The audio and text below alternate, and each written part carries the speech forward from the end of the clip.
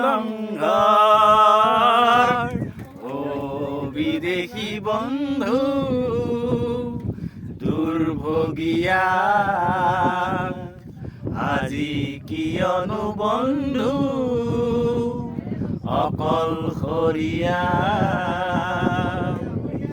চিৰ সেউজতে চামেলি দেখিলি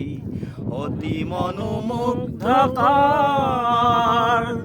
লিৰিকি বিদাৰি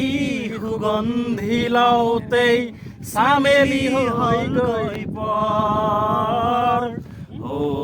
বিদেশী বন্ধু দুৰ্ভোগিয়া আজি কিয়নো বন্ধু অকলশৰীয়া সুন্দৰ সুন্দৰ বঢ়িয়া